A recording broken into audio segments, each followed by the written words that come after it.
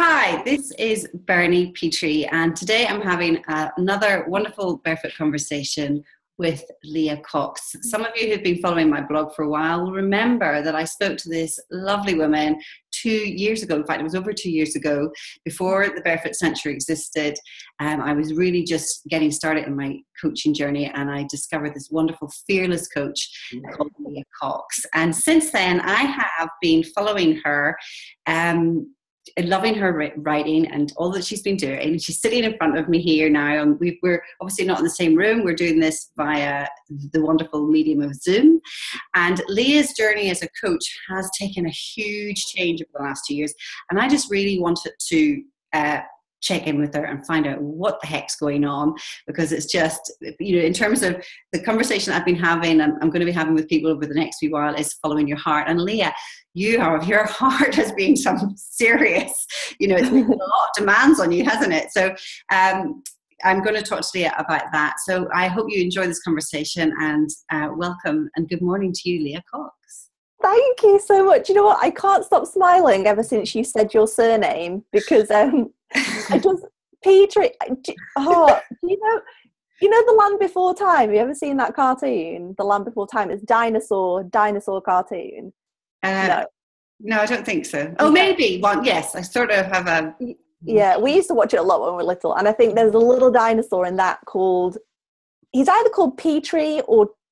No, I think he's called Petrie. So I'm just like listening to your name, imagining like a little pterodactyl flying around. Well, it's funny. My surname Petrie is my husband's name. Is the name I took when we got married over 20 odd years ago. And over the last year, my children have pulled me up on how I say it, and they accuse me of saying it wrong.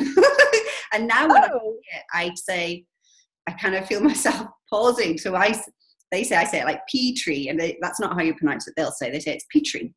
And so, but I'm like, I can't help how I say it. And I think I must have always said it like that. So I like Petrie. I think it's such a cool name. So it's Petrie. Anyway, so listen, Leah, today you are several weeks after packing up your whole life in London. Can you just bring everybody up to speed as to, where you are today and how your heart has brought you to being sitting where you are today? I can try. So yes, you're right. I just 2 or 3 weeks ago sold my apartment in London, packed everything up, and I'm right now, as you know, sitting on the floor in a room in my parents' house, sort of a bit of an interim stop whilst I figure out what's next. But I suppose when you ask that question, what got me here, what comes to mind most is that last year, as you probably know, I went to California in pursuit of love and spent several months there with an amazing man. And whilst I was there, that whole kind of vibe of being in California, but there was a particular morning when I was in the swimming pool because, oh, did you hear that? Yeah, that's our clock, man. My daughter has set that up, and it just, that's him. He's little. It's 11 hours. Sorry, I'm glad to know. So I was in California, and I was really lucky because his apartment where we were staying had a private pool. And I was lying on my back one morning in this pool, looking up at the blue sky, and the sort of tree branches were overhead and some birds were singing. And that feeling, I just knew I wanted more of that in my life. And it was kind of a feeling of more air, more nature, more being outdoors, more sunshine. Because I've been living in London for 8 to 10 years or something like that. And, we were doing lots of hiking, and I just love being outside. So I think I made a kind of a promise to myself then that I was going to pursue that feeling and that kind of lifestyle a little bit more, which is what led eventually several months later to me selling my flat and kind of something else. And I don't know really what that something else is yet. I just know that I'm out of London and now I'm in the countryside and it's all very nice, and I'm just kind of, one step at a time. So obviously you run your business online, so you have the ability to be mobile mobile, that's the word I'm looking for, mobile. Yeah. But when we spoke 2 years ago, it was much more fixed to London, wasn't it? So you were doing workshops there, and you were doing fearless play workshops there, and everything up to them enable you to follow your heart has almost kind of just naturally happened, or has that been an unconscious thing that you now have developed your business to be much more online because your heart knew you're going to leave London, you're going to, you're not going to have a concrete base to meet your clients as such. Is that? Yeah, I think I always knew when I started my business. I mean, actually the whole path of my business and the starting of it was all kind of very gradual anyway. But I think when I got to that point where I was saying to myself, right, I'm starting a business now, I always knew then that I wanted it to be location independent so that I could be wherever I want. But yes, because I was living in London, I was making the most of all those opportunities, and I was, holding workshops and all the rest of it. And I was meeting clients in person and walking around the park with them and things. So even then I was doing what I could to bring the natural environment into, I guess I just always knew that that's something that I wanted more of. But I guess more recently, yes, I've been having this desire to spend some time in some other places, and I'm really lucky that I've built this kind of business model, like a lot of us want to now, where I can, as long as there's good internet, I can be wherever I want. So, yeah. Wonder, and that's the joy of modern technology, that you were able to have this conversation, and we're miles and miles apart. We've met in the flesh. We have met in the flesh, but we have. The actual connection that you can make can be made, through the internet, which a lot of people think is a very unheart-centered way of communicating, but it feels such a natural way for me to sort of to reach out to people that inspire me, and that I'm kind of cheering for sort of as they go for their dreams as well. Yeah. I think that's such a good point that you make about the internet, and how, it can be seen as very cold and taking away something from humanity. But actually, it's also this massive gift. And so many people now that I've met initially online that have become in-person meetings. And just the other week, I was in Geneva meeting a lady that I met via the blog, and it was just this beautiful, beautiful meeting. And I knew that we were going to get on so well because we'd had all this interaction online. So yeah, I love that. The internet it's brilliant. It brings people together. So yeah. Cool. Now I have we just, when we were talking before, I pulled out, people that follow me on Instagram know that I do a little daily flower, and they see it on Facebook. Yeah. I was thinking about talking with you, and I shuffled the deck to kind of create a deck of oracle cards now, and I picked 4 jumped out, and I thought, oh, these would be brilliant to ask you about as a question. And then I've also got a couple of questions from people specifically about following your heart. So, but if I wanted to pick up this one, so it says here, allow yourself to be more you. That's so pretty. How has following your heart enabled you? Does that make sense when you think about, as you follow your heart, you feel more you? Right, which way around do I think this is? So what I think is happening is that in being more me, in tuning into more of what I am, that's kind of, it's showing up and putting light on the path of my heart. So it's not that following my heart is allowing me to be more me necessarily. It's that when I tune into who I am and what I want, it's like it illuminates the truth, and then I can follow that. Does that make sense? Yeah, absolutely. Because I think it takes courage for us to allow ourselves to be more us, because we're afraid of, that thought, if I show up as I really am, people are going to think this, and this, because you judge everything about yourself. And then when you just are yourself, you realize that it's easier for you to sort of to pay attention to what you really want and what you really need, because you're in the truth then. So yeah, I think completely, you have to start with allowing yourself to be more you, which takes courage, but it absolutely then enables you to sort of trust yourself, I guess, even more then, because it's like, that's the whole thing. It's like if you acknowledge who you really are and you accept who you are, you trust yourself more, and you're just going with you. And I think trust is a really big part of it. And the other thing is that I don't know how you feel, but I feel like it's this constant, being more you is this constant path of becoming. And it's not like, oh, I know who I am now, I'll just be that. It's like the journey is just taking me on this journey, and I'm kind of finding other little pieces of myself and pieces of who I am. And I believe that was always there. I guess, I mean, I'm just saying all of this for the first time. But I guess what I imagine is that, there was this me, and then, over time as we grow up, it gets scattered, and we go in and we follow, this, or put ourselves in that box, or, follow the path we think we're supposed to follow. And then that journey of getting back to that whole person that was you is kind of just this journey, and it's like picking up little pieces all along the way. So I definitely feel like it's an ongoing, I guess that's what I'm trying to say, like it's an ongoing thing, and that I don't feel like I've totally figured out who I am, or that I'm totally living who I am, because like you say, it requires an awful lot of courage just to let all of that out and trust it and to be okay with it. Yeah. But I think the reason we have life is long for a reason.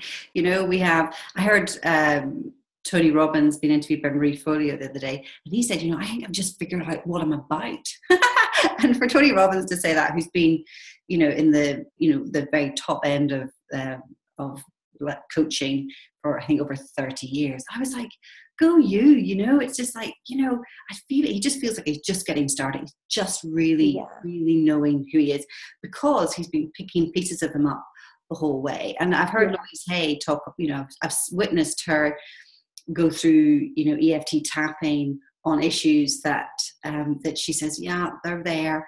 And, I've been vulnerable enough to say, okay, I'm Louise Hay. I have supposedly create all this, but I have got insecurities inside of me that I want to own, because I want to be more me.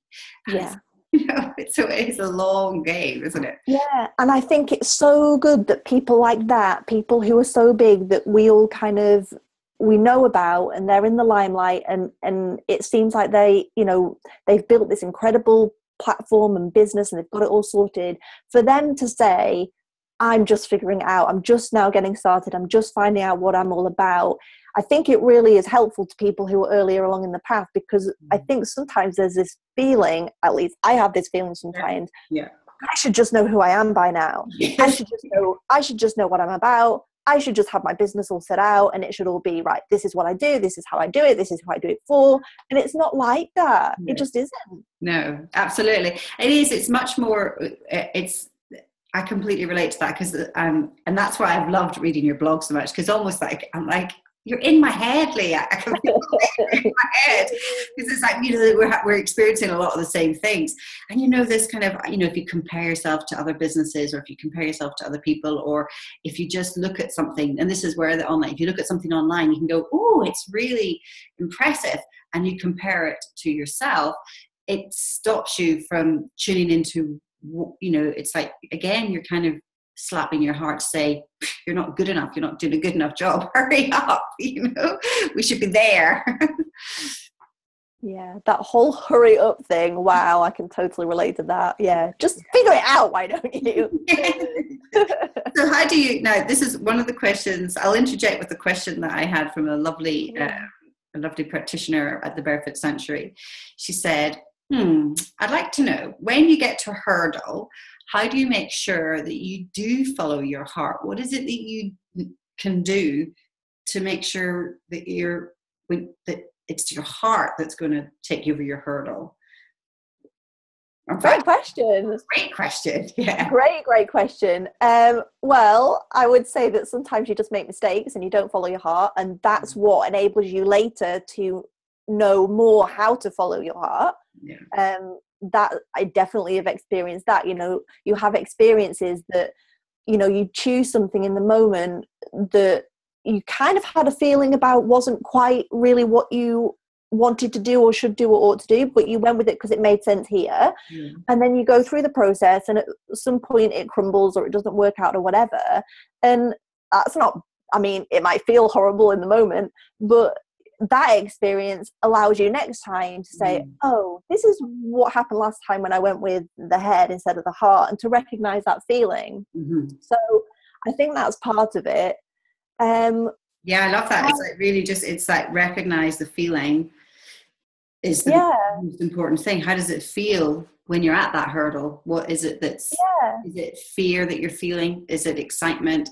Is it dread? Is it pure desire to get over it? What is it? And then be gentle with yourself, whatever you take. And that exactly what you just said, you said the word feel, what do you feel? And I think that's exactly it. It's about taking the time to really know what you're feeling, because of that whole thing of hurry up, I need to make a decision, I need to figure it out. But that's more likely, I think, when you're going to go wrong and not follow your heart. So it's about allowing yourself time and space to actually feel what it is you're feeling, and to go into that and and make sure that it, because I think what can happen sometimes is that, I don't know if you saw this, but I watched a really interesting interview with Marie Forleo and the Start With Why guy. I always forget, Simon Sinek. I don't know if I have. Give me a clue. So one of the things that he was saying in it that really, really hit me was, he was talking about the difference between joy and excitement. And how a lot of the time, and I could totally relate to this in my business, a lot of the time we think we're following our joy, but when we're actually following our excitement. And excitement and joy are two very different things. And excitement's not bad, but it's not what we're really looking for long-term fulfillment. So I can't remember quite where I was going with this. Is that kind of like because I've had a conversation about following your heart with a lovely woman called Laura Weir just last week, and she talked about she could at work there was this energy that she was getting, which probably was like excitement, but like an adrenaline, and if she went too much into that, it felt kind of but it wasn't, there was no joy in it, and she that's had exactly to it. back to balance. That's exactly it. And when I heard that, the story that I had in my head was the way that I think about parts of my online business. So for a long time, it was all about, because, I was just starting out, I've got to make the money. And then you start making the money online, someone clicks a button on your website and you make money, and it's exciting. Like, oh, it's exciting, I've made money. And then that starts happening more and more until you're at a point where actually it's quite not easy, but you know how to do it, and you kind of trust that you can make it happen. And then all of a sudden you realize, okay, that was exciting and the adrenaline was there, but you really realize that making money is not the point of it at all. Like, it really, really, it struck me so hard, Bernie, I can't tell you, because I'd been wrapped up for so long out of necessity in earning the money, and it was very thrilling and very exciting. But when you start to get what you want, and then you realize this is adrenaline and excitement, and it's not life fulfilling joy. I completely relate to that. I mean, my former life was in sales and marketing, and I was, in my field, probably considered to be very successful, very, young, went through the ranks, and the money, started to come in more and more and more. But my joy was going down as the money was going up. And not because I don't love money. I love money. I love what it can do and everything. I love everything about it. But there was a cost to me that was not, the money couldn't compensate for. And it kind of feels like then, that's what they suppose they talk about, golden handcuffs, don't they? It's kind of like it starts to feel so powerfully holding you, but it's just, your heart's just like, nah. And I guess when I think about it now, the universe is like, it has all the money, it's got so much money that there's no lack, but we're trained to believe that there is lack. And if we can't actually physically see it in our hands or in our bank account or whatever, that it's not there. Whereas it's actually always saying, if you trust me, I'll show you where it is, but you're going to have to follow this and not try and follow that head. What experience have you had of that now? About like obviously you're just in the mid doing it, because you have effectively, everything was kind of getting very comfortable, were you saying, in London, and the client base was growing and it was all feeling very comfortable, but there was something, the joy was starting to dissipate. Yeah, exactly. And everything had, not that I was, really easily raking in the millions or anything, but I'd reached a point where I knew how to make money online. I knew how to make more of it. Basically it just boiled down to selling more stuff and telling people about it. So it wasn't complicated, but it took me a while to figure it out. But when I really realized that I knew how to do that, then it's when I realized, but there's something else not there. Because if I'm doing this and I'm earning the money, but I'm still feeling like there's an empty hole there, then what is that about? And for me, it all ties into this, what is the life that I'm supposed to be living? And a massive part of that for me is environment. And I just thrive being outside, in nature, hiking and, by the water. And that, is a big part of what fills me with joy. And so it's all very well and good me being in London and making money and all the rest of it, but what kind of life is that if it doesn't bring me any joy? So I mean, really, I'm in it now. I'm in this experience of trying to figure this out. And it's interesting that you're talking about money, because in this process of leaving London and being here now, and I was scared this was going to happen, and it's happening. And so again, I'm in it and I don't know where it's going to go. But all of them, some of these beliefs that I have around money and, what it is that I really want. And even, do I even want a location independent business, Bernie? So much is changing from me making that decision to follow my heart. And I think it's really scary. And I think that's why a lot of the time it is so scary for people to do it, because you have a sense somewhere that if you follow your heart, it's going to require you to do all sorts of things that your mind doesn't want you to do, to let things go, to give things up. And so you hold back because you don't, everything's working now. Why would you break that? Everything's working. So it's scary. Yeah, absolutely. And that is, I think, all of us, there's no way that, the message is, I keep getting that message too. If you follow your heart, it is going to feel so scary. Your mind is going to try and talk you out of it every which way. So what is it that we have to do to outweigh the fear? What is it that we have to do on a daily basis? And what do you do? What are you doing right now in the middle of that fear to sort of illuminate the desire that the heart is showing you, and the belief and the trust in that? So what do you do when the gremlins come? Because the other questions that I have for you is, when you have a need for money, but your heart's not in it, but you really need the money, what do you do? That's such a good question. So I'll come back to that, shall I, afterwards? So I guess the things that I'm doing now that are really helping me as I am in this space of kind of unknown and transition.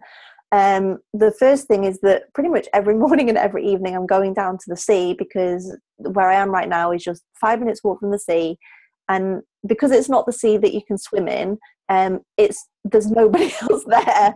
What do you mean it's not the sea that you could swim in? Well, because it would kill you. It's really cold and it's very dangerous, got lots of dangerous undercurrents and quicksand. Okay. So you can't go sunbathe there or swim there, so no one else is there. Okay.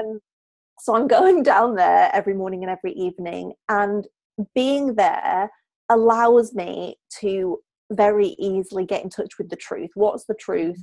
What is the truth of what I want, outside of all of this noise and London and business and success and got to go after this and got to go bigger and blah, blah, blah.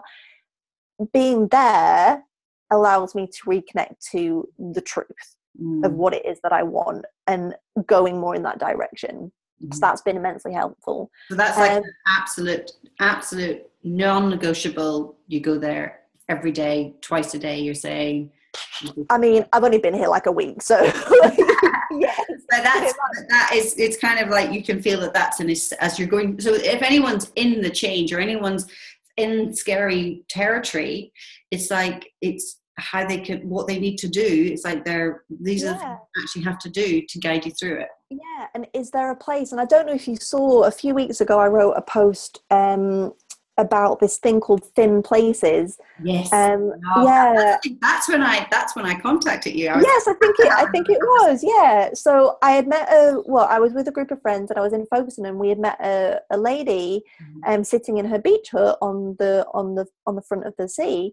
And she explained to us that being there in that place, it's going to make me cry, felt like being in a thin place to her, which was this place where she felt really connected to God or the divine or, something otherworldly.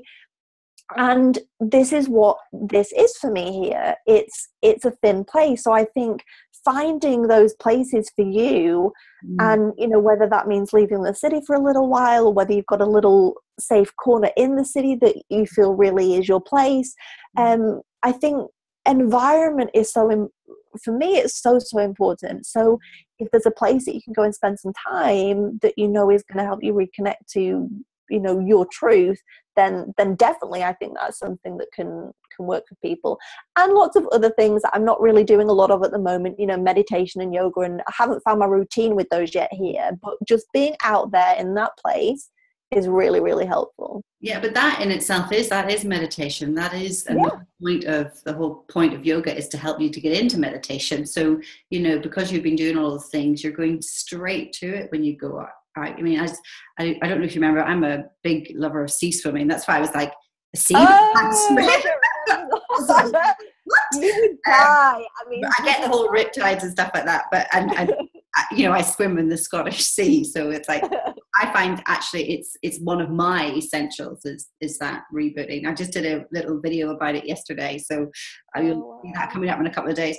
But that whole getting to that place, getting into nature. I read somewhere, or one of the coaches I've tapped into in the past has said, that the vibration of nature is so powerful, it's so high, that it's almost like wrapping yourself around with a big blanket of encouragement, and to sort of bring you back to the gremlins don't live there. The gremlins don't live in nature. That's such an amazing phrase. I love that. I love that too. That's going to be a new Barefoot thought. It's exactly that, and I can't even say how much I think it's important to be in nature, because for exactly that reason, the gremlins don't live there. And when you're out there in those places, there are all the problems that you have in life still exist, but you realize that they're not problems, and there's not all of that comparison to other people. You're just there, and it's you, and you realize that everything's okay, and you can go and do this, and you can go and do that, and it's just, yes, the gremlins don't live there. I love that. That's it. So I don't know if you ever watched, I'm a huge Julia Roberts fan, and the film, people will love it or hate it, but I loved it. Pretty Woman, years ago when I was I loved it. Yeah. Thinking about it, it's one of these films that always had so many nuggets, with so many lessons in that, I think, as in life. And I remember always, considering the company's called Barefoot Ambition and everything, that Richard Gere has to sort of tap into what he's really struggling with following his heart, because he follows his head so much. And he goes and takes the socks and shoes off, and he walks barefoot around the park. And that, in a sense, it's like he was so full here that he just needed to, I just need to go and think. And but we think thinking's from here, but actually thinking's from here. It's like that feeling, and walking, just standing on the earth in your bare feet. I think if everyone did that every day, that would make a huge difference to how we sort of would tap into what's really important. Would make a huge difference to everything, I think, to the way we are with each other, to the state of the planet. If people were having an experience of tapping into the truth and the universe and what felt good every day, I mean, gosh, can you imagine what that would change? Yeah, it's focusing on what that's going to feel like and look like is very exciting. But I suppose the thing is, when people are, when people are in that rush, or they're rushing, they're rushing to get to work, rushing to get to meetings, there's feel lots of pressure on them. What is it? There must be a belief. And can you ever relate to a belief that you had that would have fed that more than allowing your heart to sort of guide you? Because I think it comes down from beliefs. Our behavior is driven by beliefs. So, but often I think a lot of people don't realize, and I certainly didn't realize, that I had a belief for years that I'm not good enough. I had no concept that I actually had a belief plugged in, programming all of my behavior, which was, I'm not good enough, I'm not lovable. Yeah. I just think totally. And how many of us don't have that one? I feel like most of us have that one. Yeah, but a lot of people don't realize that they have it. So have you had experience with clients that they've suddenly thought, I didn't even know I had that belief, everything makes sense now? Yeah, well, I mean, if we're talking about busyness, like thinking about business and people that are, kind of at work and running and rushing and stress and all the rest of it, I think part of it is perhaps, I definitely had this belief for the entire time that I was in, corporate work, because otherwise I wouldn't have been there, that's how life is.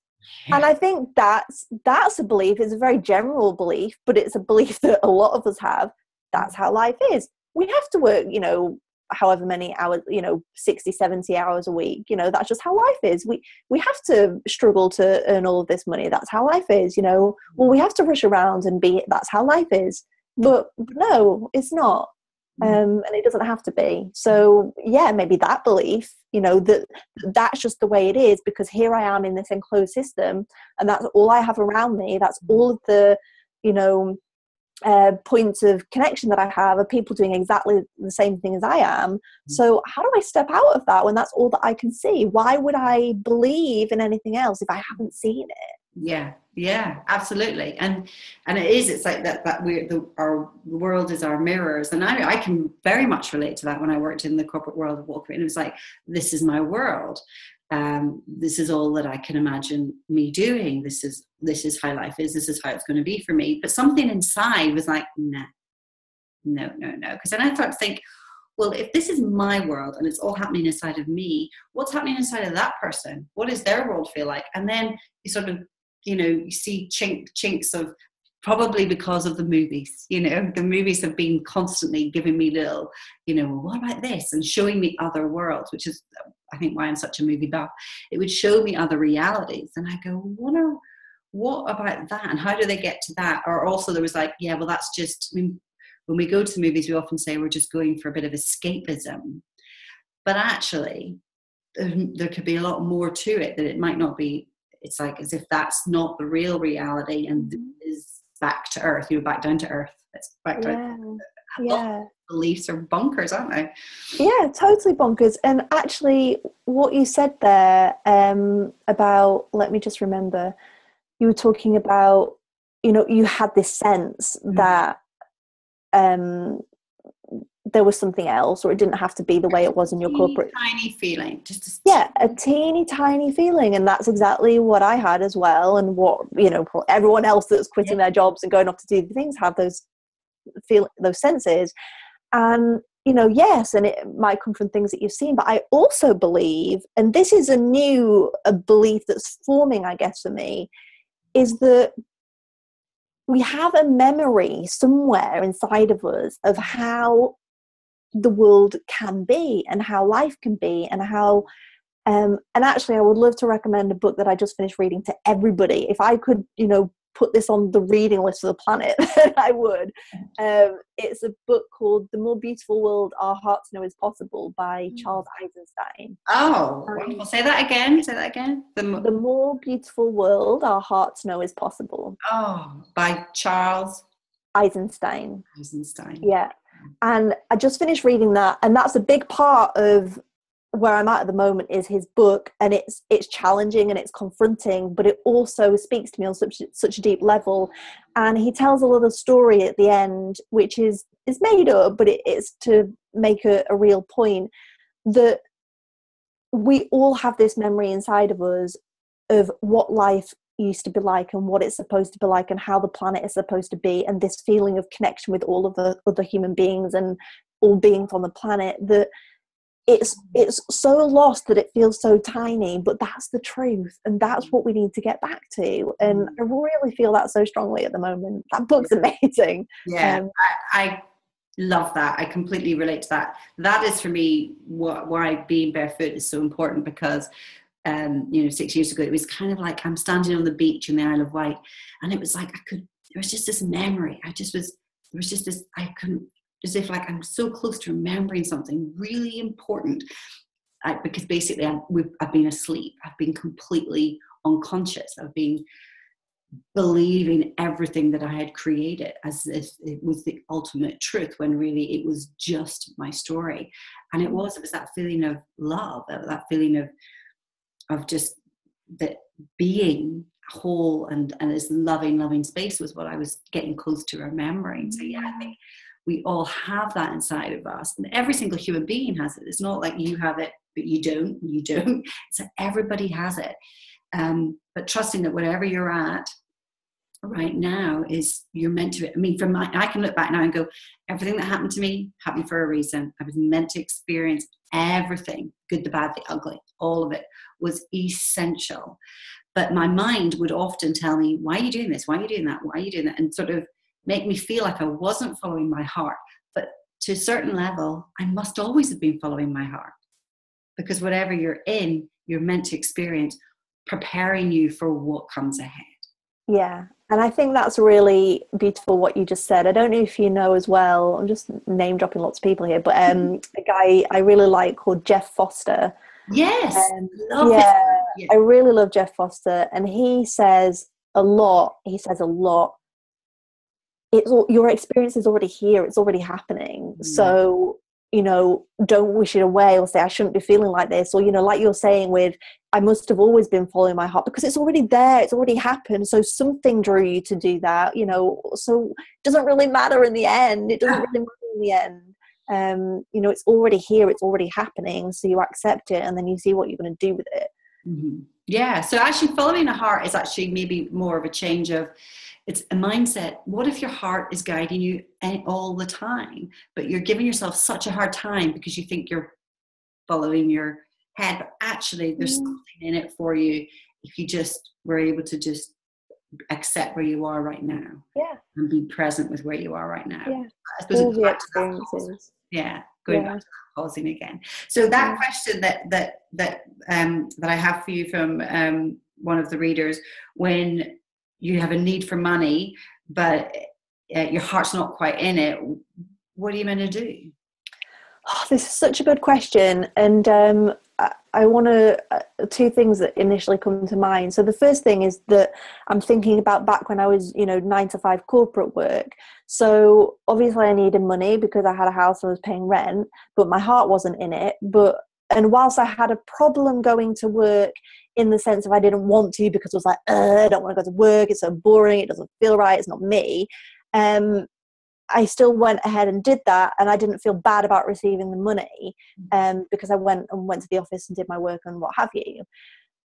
But then when I think about my business, and I've struggled a lot. I mean, I think, most people who start a business, not everybody, because some people are really, they've built businesses before and they've grown up around business. But a lot of the people that I'm thinking your audience and my audience are people who have been in 9 to 5 employment. They've never had any, no knowledge of business.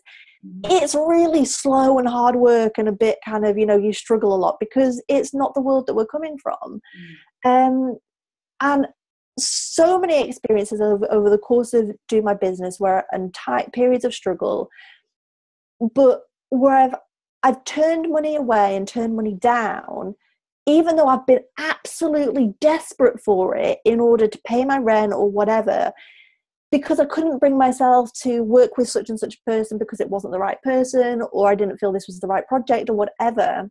And I've done that several times, and it's been really difficult because I really needed the money. So what do?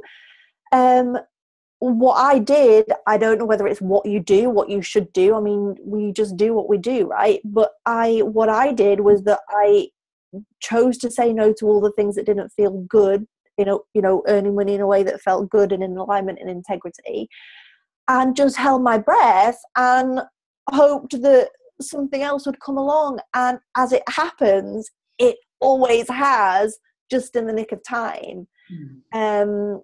And sometimes that's been really hard, and sometimes I've been very much on the edge, and sometimes it's been very, very, very difficult. I've been building my business, but yeah, what do? It's, and then going back to that whole work situation, that's not to say that if you're running your own business, you should turn money down if it's not, the right client or something, because how is that any different from going to a job for years where you really feel like it's totally out of alignment, but you're accepting money anyway? There's nothing wrong with doing jobs that aren't quite your job just to make sure the money's coming in. But yeah, when your heart's not in it, I just personally, and this is just personal to me, if my heart's not in it, I can't do it. I just can't. No matter what pain it causes me or what trouble it causes me, I just find another way. So actually, the fact that you are doing something means your heart must be in it a bit.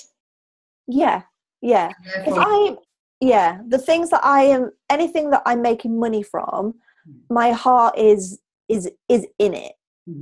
Because I wouldn't be, and I don't know if you saw that big story at the beginning of this year that I had, where I'd spent months and months and months creating this massive online course. And that was a total head thing. I was kind of watching from afar, just curious. Spent so much of my life doing that. Paid thousands of pounds to get the knowledge to do it and learn from people and what have you. And then by the time I'd finished creating it, I didn't want anyone to buy it because it felt so disgusting to me. And it totally flopped and no one bought it. And it was the biggest relief of my business journey. And it totally opened up the gates for me to just create stuff that I wanted to create and sell stuff that I wanted to sell from my heart, and not from, I need to create a really massive online course that's really expensive and then pull people, like, no. No. But I think since that's happened, I think, for me, watching you from afar, I just think your heart's just opened up even more. And actually, because I can see, and I'm an intuitive coach, and the whole soul coaching thing is, I'm kind of watching you with such love, and it's like, now she's going, now she's really, now she's like blooming, all that. It was like, where's she going with this? What's happening? Totally. There's such value in that, though. There's such value in the failure, isn't there? Yeah, I would never have, and so many people have said the same thing, and I feel it myself, but I would never have had that experience of being able to open up and be like, right, I'm just going to do whatever the hell I want now, if I hadn't been through all of those months and feeling like, oh, this is awful. Am I feeling awful just because, it's resistance to doing the work, or is it really because it's awful? Or, and so I wouldn't have got to the point that I am now, which feels so much more open and real and flowing and just do what I want, if I hadn't been through that. So yeah, a lot of value in the failure, always. Awesome. So if the money's there but your heart's not quite in it, either question, well, is there any part of your heart that sees value in doing it? So therefore you're in sort of getting the gremlins to disappear. Yeah, because sometimes it's a mindset shift. Yeah. Shift, yeah. Or it's like, if you would rather say no from your heart because it's out of alignment, it feels yucky, it's up to you. You either will say no or you'll say yes, but you'll come to the exact same situation again. It's not going to nothing changes if nothing changes. Yeah, exactly. And I think that's a really good point that you made about sometimes it's not that the work is wrong or yucky. Sometimes it's the mindset shift. And for me, that's sometimes a little bit difficult to distinguish the difference between the two. But yeah, really important point, I think. I guess I find that how I've overcome that is getting clear on my why. What is it that you want to do with this? And we have the Barefoot Talks here, as you know, and they have becoming quite successful. And actually, you said something about this earlier. I don't get excited about the number of tickets that are sold. I get excited about the feeling in the room, and so being able to steer how that feeling in the room is going to be is more valuable than how many people are in the room. Does that make sense? They will tie up naturally, but it's like, if I'm not wanting to be there in the front row or just feeling it, it's like, well, I'm doing this, why am I doing this anyway? So it comes back to asking, why would you want to do something in the first place? And when you get the answer to that, you're good to go again, I think. Yeah, exactly. And because the energy that you have behind anything, like with your talks and, being in the room and everything, if you're not into it and you don't really want that sort to happen, then why would anyone show up? And why would it be a success? It just can't be, because that energy is so tangible. And that's definitely what I found from that experience, because there's a reason that no one bought it or would have bought it, because it was clear that I didn't want to sell it. I'm like, here, buy my thing. It's really crap and I don't believe in it. People feel that, and that's what we have to remember as well, is that it's not what we say, it's how we feel that people buy from.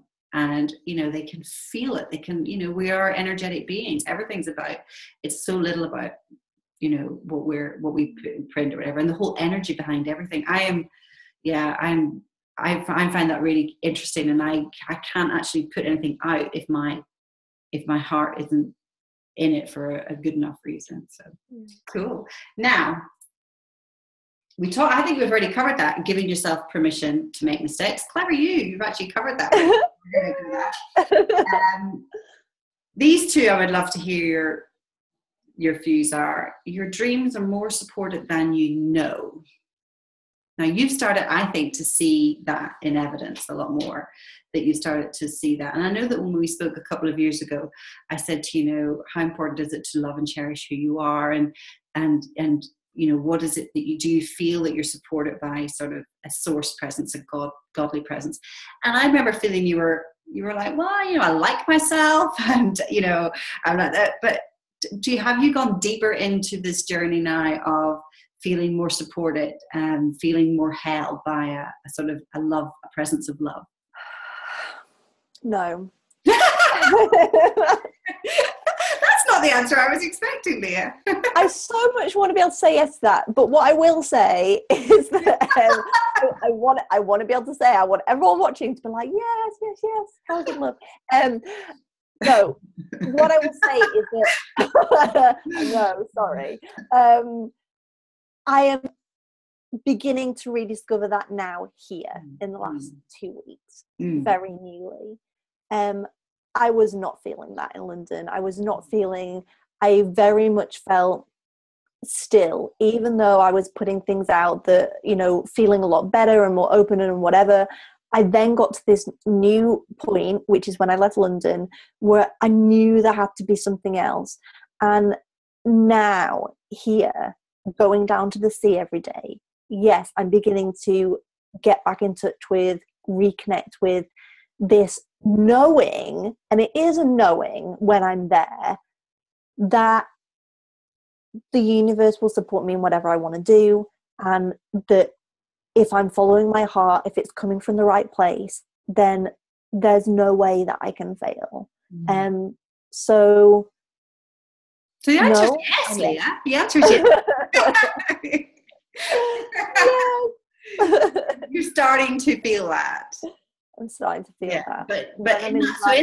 So going back to honouring what that no feeling felt like, you didn't feel supported. You didn't feel that your dreams were supported in London.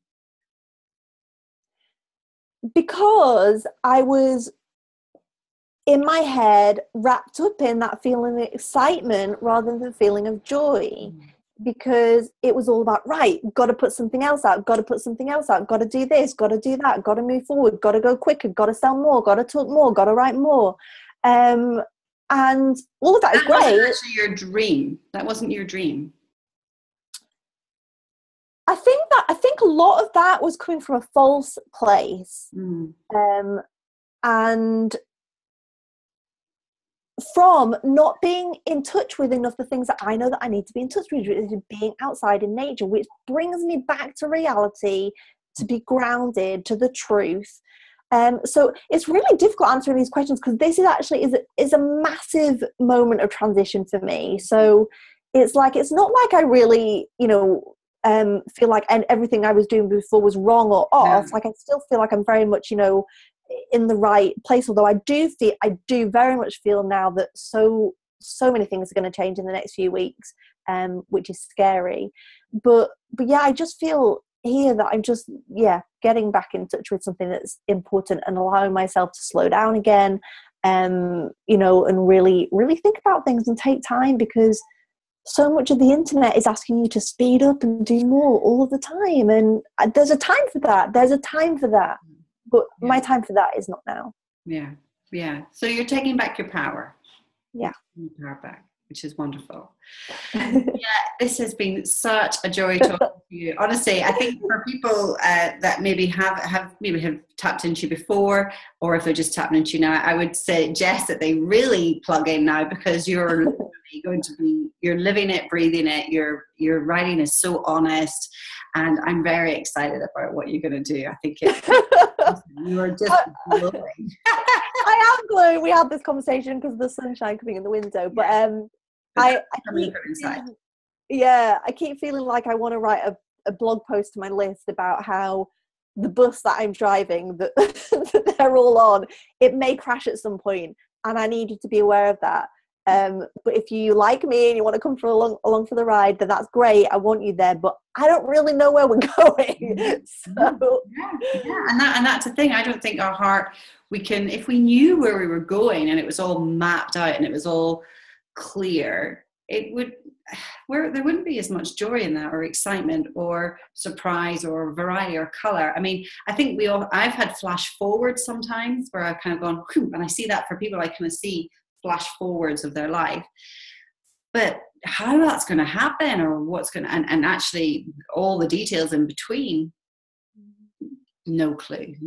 And actually it can, again, we have to wonder, is our flash forward even big enough? Can we really see what is possible for us? But certainly embracing the courage that you have and following your heart, I take my hat off, and I'm so, because you're doing it for everyone, because the more it inspires me, and so everything that you do inspires me, because we're all connected. It's this constant, we're not separate from each other, we're all feeling the same thing, we're all feeling the same, there's lots of changes in the world, there's lots of turmoil, there's lots of pain, and it's a wonderful one of the practitioners here said to me just yesterday, she said, but we have to remember, we chose to be born right here, right now. We chose to be born at this time. We chose to come to earth right now. So our soul knows what it's doing. It's like, it's not a mistake. It's not, and if we almost like, I think a lot of people maybe think, why am I born at this time? And this is why would our children be born at this time? There's no future. I can't see, it's all grey. But we have to take our own power back and say, we chose this. We've chosen to be on earth at this time, and we're not daft. Yeah, exactly. And I would definitely point back to that book that I mentioned in response to everything that you're saying, and to anyone who's watching who kind of, is listening to this and thinking, I like what they're saying, then I can wholeheartedly recommend that book, really. Right, give us the book again, just because everyone will, rather than having to rewind and go, what was that book? Yeah, so the book is called The More Beautiful World Our Hearts Know Is Possible, and it's by a man called Charles Eisenstein, and you can check out lots of his work for free and his videos online. He's just, I'm learning a lot from him. Awesome. Well, I will put the link on that as well. Every link that we're talking about, guys, it'll go up. Leah's website is a newly revamped website called leahmarjoriecox.com. You'll be able to find and follow her adventures there, and you can find her on Facebook. And it's just very exciting. So I can't wait to, I'm just, it makes me smile. It makes me smile. You make me smile too. So, darling, it's been a pleasure, and hopefully we're going to get you up to North Berwick for Barefoot Talk, so we'll talk about that. So, guys, you will see more, and you will meet this woman in the flesh, anyone who follows into this, so that's really exciting.